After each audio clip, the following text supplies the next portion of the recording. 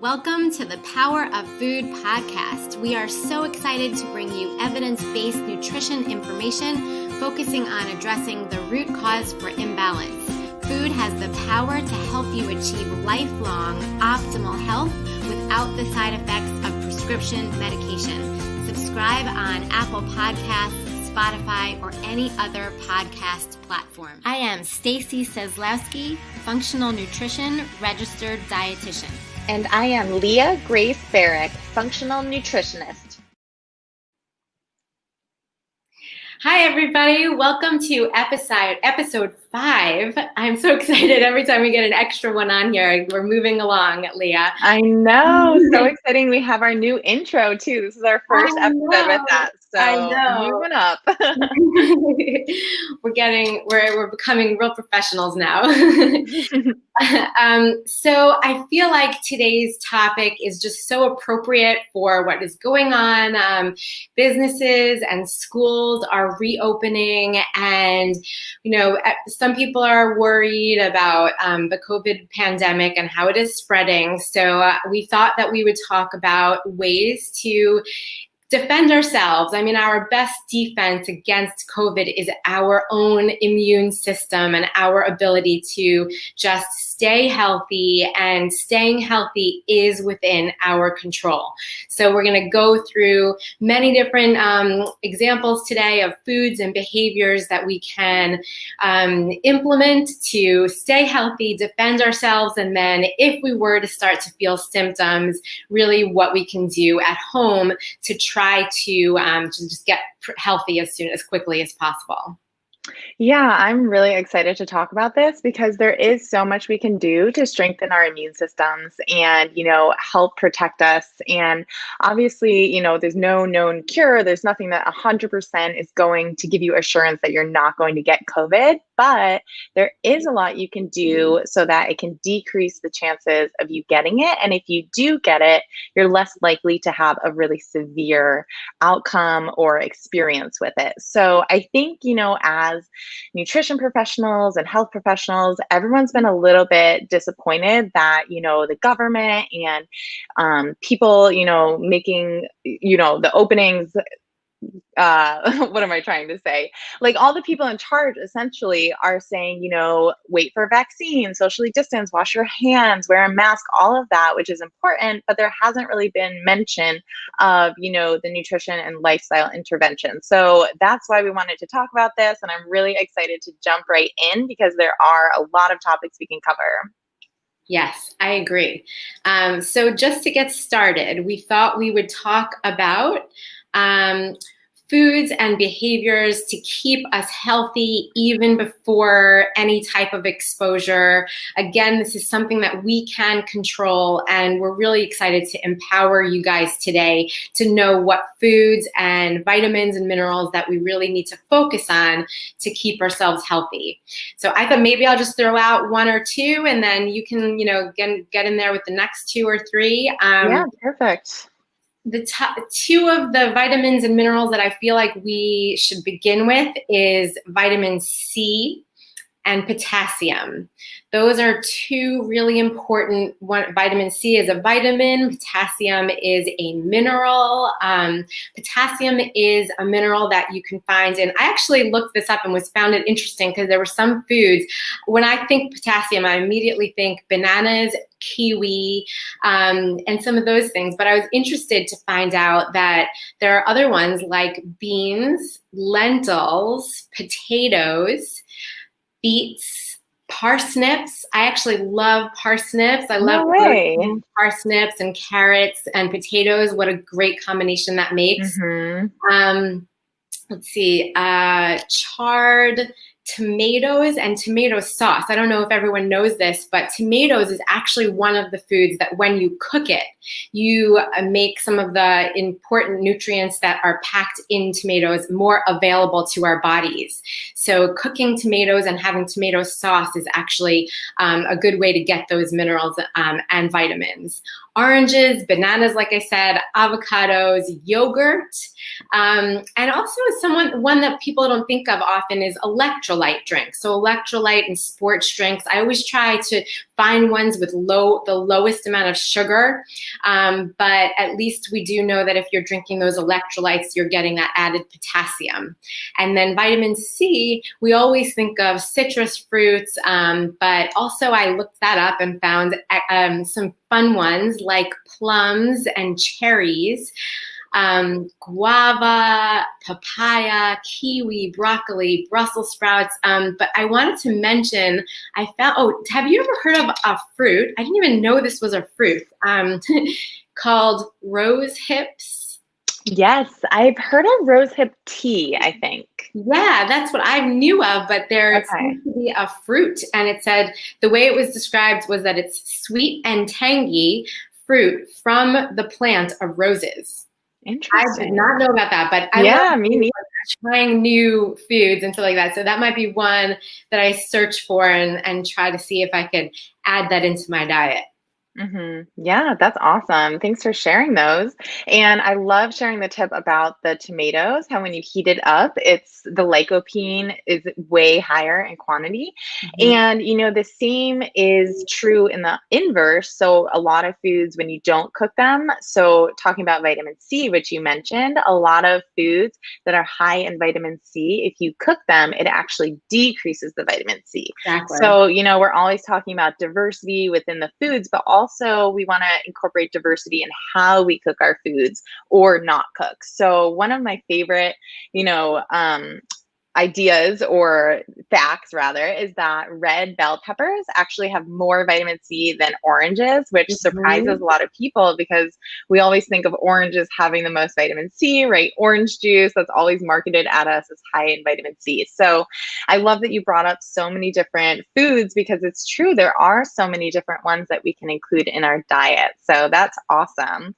One I wanted to say kind of more broad spectrum, broad picture is no sugar. So sugar can suppress our immune system, and a lot of the foods and behaviors that will keep you healthy are the same ones that we've been talking about in our other podcasts. So an anti-inflammatory diet, so many fruits and vegetables like you just mentioned, and then also, avoiding sources of added sugar.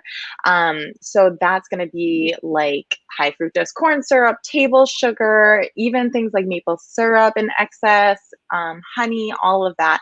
We want to make sure that our blood glucose levels maintain balance. And so we don't want those spikes and those dips. We want to keep a maintained level. So high fiber meals will help blunt those blood sugar spikes if you are having something like fruit that has fiber in there. So that's really important to help protect against viruses as well.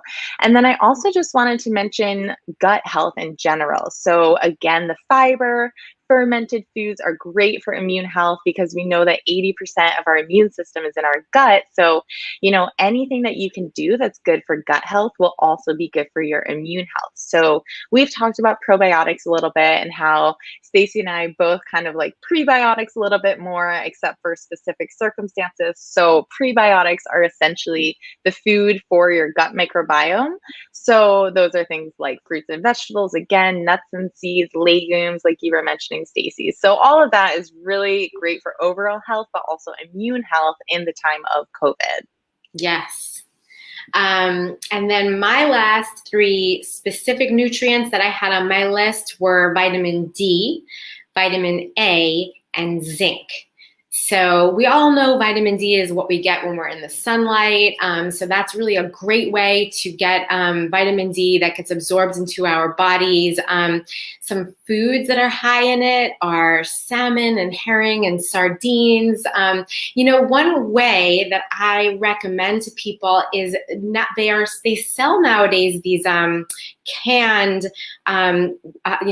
wild caught and really high quality salmon, herring, sardines, oysters. The brands that I have found that I use of these are Crown Prince, Safe Catch, and Wild Planet. So they sell those brands at Thrive Market. We talked about that last week. Some of them are even sold right at your supermarket, your local supermarkets. So those foods are really high in not only vitamin D, but also vitamin A. Vitamin A is usually associated with things like carrots and all the orange vegetables.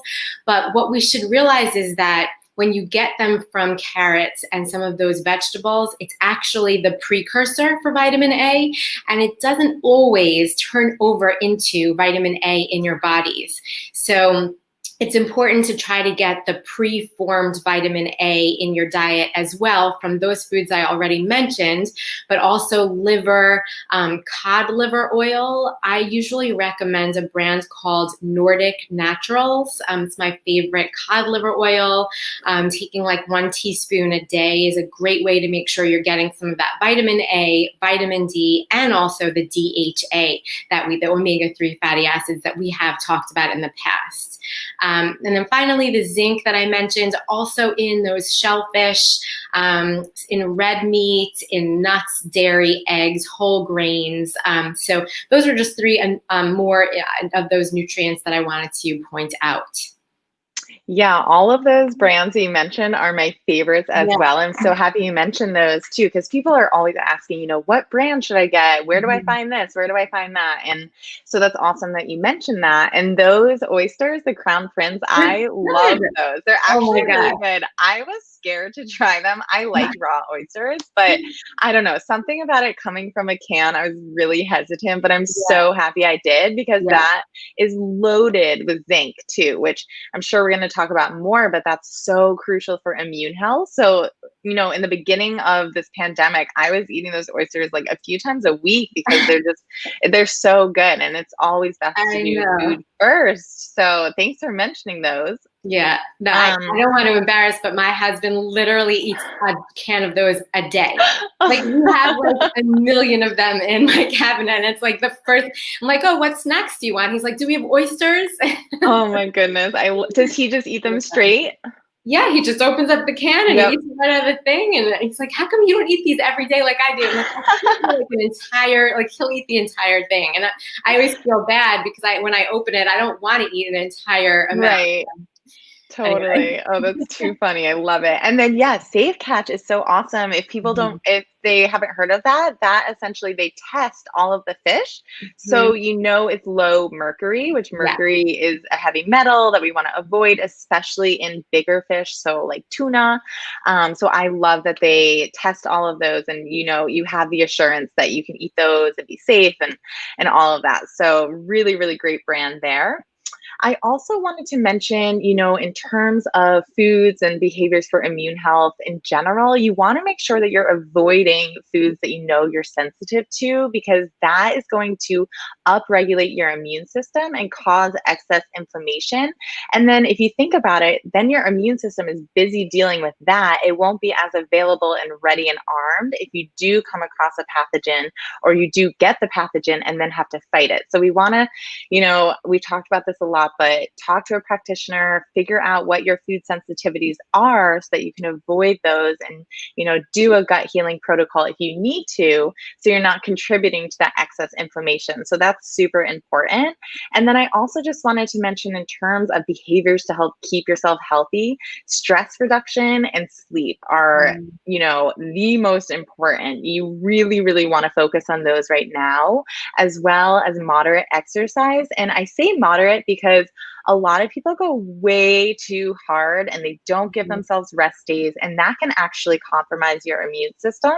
Moderate exercise is great and actually boosts your immune system. And then, of course, being too sedentary isn't great for your immune system or anything. So, but especially weight training, which, going back to my comment about sugar, that can also help with blood sugar levels and, maintaining those. So that is really important, as is social connection, which I know has been hard with all of us being isolated, but doing the best you can. If that's, a socially distanced outdoor gathering with friends, or calling someone on the phone when you're going for a walk, anything like that. And that's been shown to be good for your immune health as well. Awesome. I really love that explanation. Those are all so key, so important, and 100% agree that even the extra stress or too much exercise, they also do cause your immune system to work, to be focused on those things, so that if you were to get sick, again, you wouldn't be able to fend it off because you're so busy trying to cope with stress or over exercise or not enough sleep or those. So amazing. I love it. The next thing we thought we would cover, did you have anything more to add with that? No, that's great. Yeah. Okay. So we thought we would get into vitamins, minerals, and supplements. Now, I wanted to add that I always go with a food first approach. When you get vitamins and minerals from food, then you get it at the dose that it's found in nature. It's in combination with a variety of other vitamins and minerals, so that everything is in an appropriate ratio. When you take a supplement, you extract just one specific vitamin or mineral, isolate it out, and take it at usually much higher doses than you would get if it were in the food and mixed with in a good ratio to others. So you do have to be careful with vitamins and minerals, and that's again where it may help to seek the advice of a healthcare professional, so that you're not only taking too much of one thing, but you're not also throwing off a ratio that is important. And just as an example, where I mentioned that zinc is so important, if you take too much zinc, then you will eventually erode the amount of copper in your body, and you might then throw off that balance, and that could be harmful. So you do have to be careful with these vitamins. The ones that I have on my list, that we can consider during this time period when we are at risk of being exposed to COVID are vitamins A, D, C, and I do have zinc. Those are my 4 that I would consider actually supplementing with, because we do need higher amounts of these specific vitamins at this time with what is going on, and we aren't always getting adequate amounts, especially vitamin D. We're not in the sun as much as we might want to be. Vitamin A is hard to get if you're not eating liver and some of those foods that I mentioned before, which not everybody is always eating a lot of. Vitamin C is especially important to keep ourselves healthy, and so is zinc. But again, you might want to find a zinc supplement that has a little bit of copper in it, so that you're not taking zinc by itself. Those are the ones I had on my list. What about you? Yeah, that is so great. And I'm so glad you said the beginning part about figuring, food first always, but also it is in much higher doses when we're taking them with supplements. So we want to make sure that we're getting the right dosage for our specific body. So it might be that 2 different people should be taking 2 different kinds of supplements at different doses. So that's where, I see a lot of people self-supplementing and hearing something's good for them and then, overloading it. And that just causes imbalances in other vitamins and minerals. So we do want to be really careful. And even with the ones you mentioned, which are on my list, D, C, A, and zinc, even things like vitamin A, you want to be careful with, because you want to make sure that you have optimum vitamin D levels before you start supplementing with vitamin A, which a lot of people don't know. And a lot of people are really deficient in vitamin D, especially at northern latitudes. I'm in Portland, Oregon, so a lot of people are very deficient here. So you want to get tested. You want to make sure your D levels are optimum. But yeah, all of those definitely, especially vitamin C, zinc, so good. Again, eat those oysters. That's always great. I had a few more. So quercetin is a flavonoid that I love. It's antiviral, it's an antihistamine, and it is really great for immune health. And it also acts as a zinc ionophore, which essentially means it helps zinc actually make it into your cells. So sometimes you can be taking a zinc supplement, but it might not actually be getting into your cells. So, taking quercetin, or even better, eating foods high in quercetin when you're eating eating foods high in zinc can help with that. So foods high in quercetin are like asparagus, apples, onions are great. All of those are awesome. I also had curcumin on my list. So that's turmeric, if you've heard of that. And again, that's antiviral, anti-inflammatory. If you can add it to your diet with curries, or, add it to a smoothie or anything like that, even fresh turmeric root, I've been getting that a lot lately. And I never used to do that. I don't know about you, Stacey. For whatever reason, I would use, dried turmeric in my cooking and whatnot and supplement sometimes, but the raw root is actually really fun to play around with. So that's on my list. And then also green tea is really antiviral. It helps enhance the immune system. It's anti-inflammatory. Even better if you can do matcha, which is concentrated, and it's essentially the green tea leaf ground up. So it's more concentrated, great for immune health, great for inflammation, all of that. And then, you can think about subbing out your coffee once or twice a week with a matcha. Anything like that is always helpful.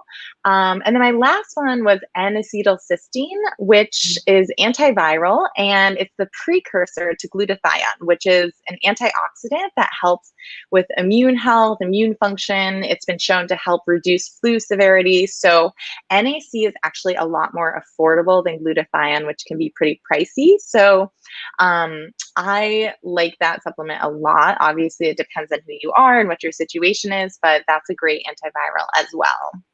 Awesome. I love that list. I don't know. Have you ever tried teas by the company Traditional Medicinal? Yes, I love them. They are such a good company. Yep, me too. So if anyone's looking for really good brands of green tea, they have an awesome green matcha tea, and they have actually so many different varieties of teas, but that's the one from there that I really, really love. Yeah, they have some really great herbal ones too. Some of them are really creative flavors, and they're delicious, and their sourcing's really good. And I'm pretty sure they're all organic too. I could be wrong, but I'm almost positive they are. Yeah. But I'm curious, when you work with the root, the turmeric root. So tell me how the process is. You like shave off, like explain what you do. Yeah, so I've actually been making these smoothies with it. So I shave it off. If you haven't seen it, it looks like ginger. It's very similar. And so I'll usually, shave off the outside, cut off a piece and just throw it in the smoothie. But if you are going to make like a stir fry or something like that, same thing, you just peel the outside and then you can grate it. And then you kind of have just like a little grated turmeric root. It does stain like it's nobody's business. So you want to be really careful about that. But, add it in, use it like you would ginger.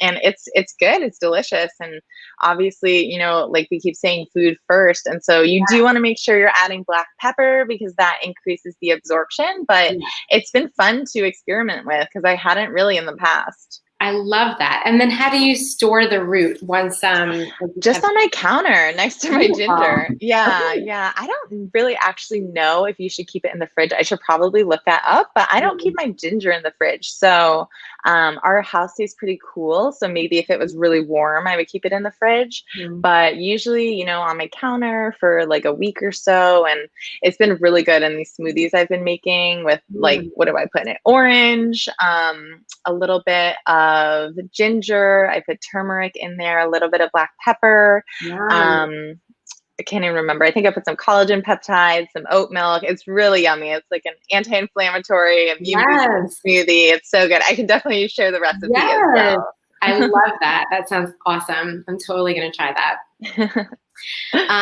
Okay. So then we thought, well, what if we start feeling symptoms?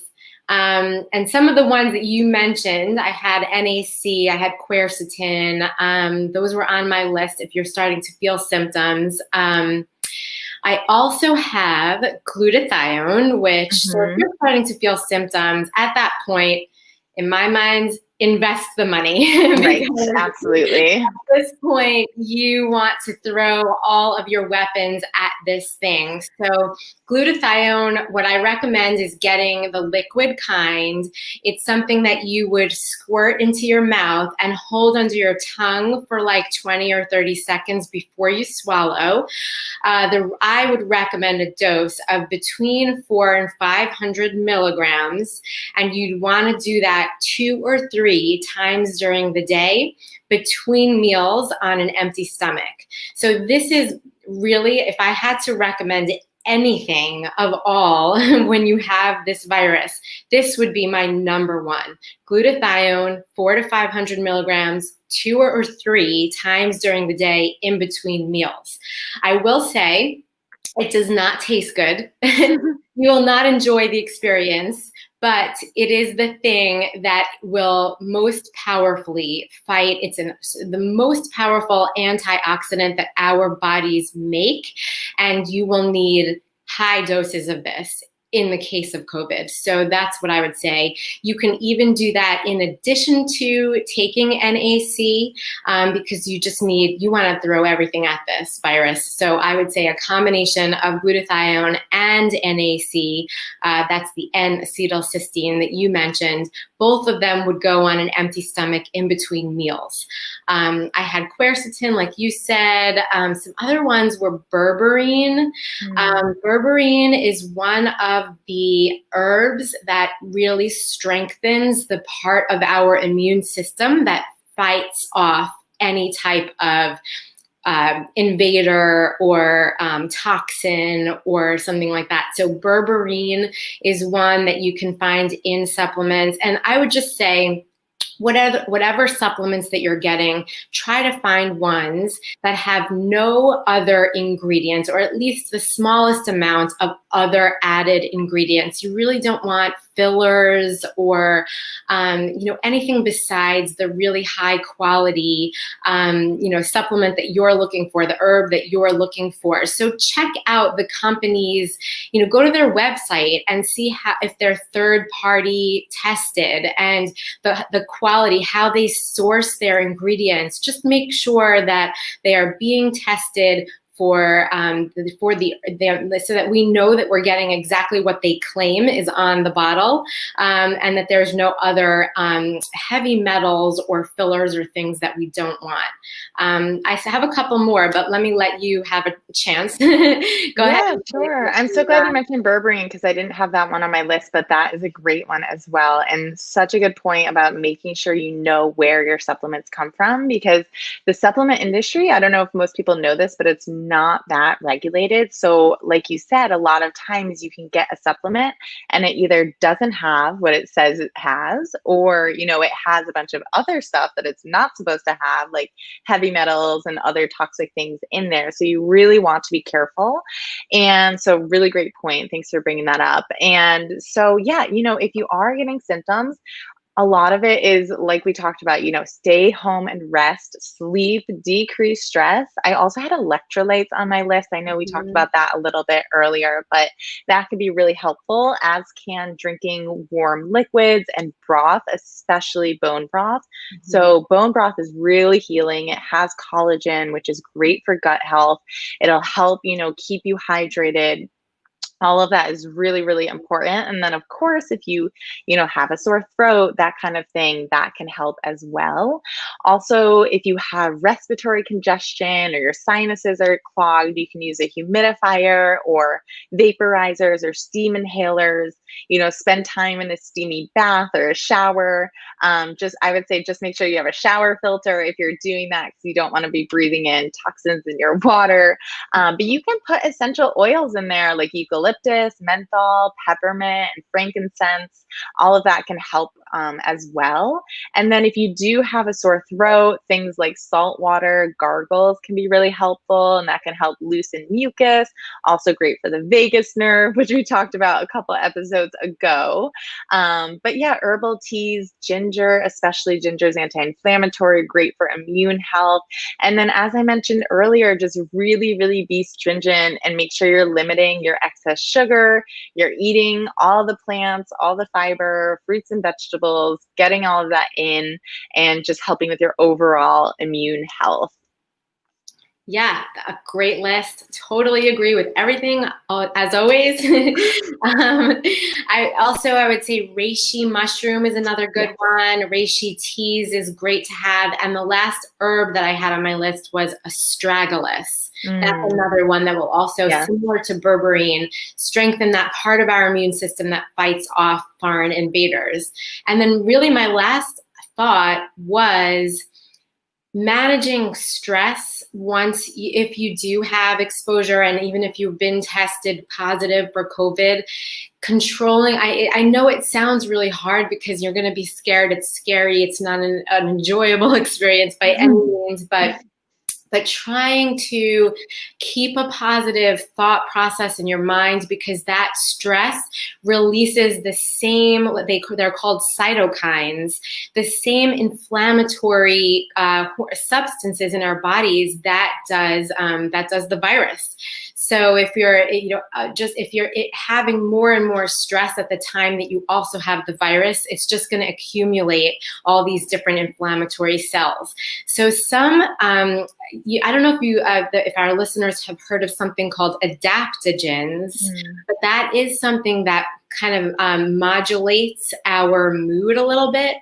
And if you want to just, keep this in your recorded so you can go back to this if it ever happens, but 5 adaptogens that can help us calm down are rhodiola, ashwagandha, holy basil, and panic ginseng. Actually, those are only 4. So those adaptogens can be helpful. And then just meditation and whatever strategies that you can think of to just keep a calm and positive attitude is really important. Totally. Such a good point. Meditation, deep breathing, simple, free, easy, all of that. And then also lavender. So smelling lavender has been shown to help reduce stress as well. You could put it in an essential oil diffuser or just, smell the bottle.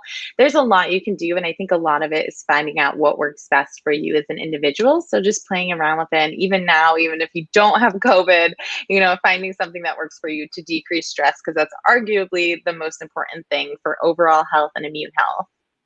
Beautiful.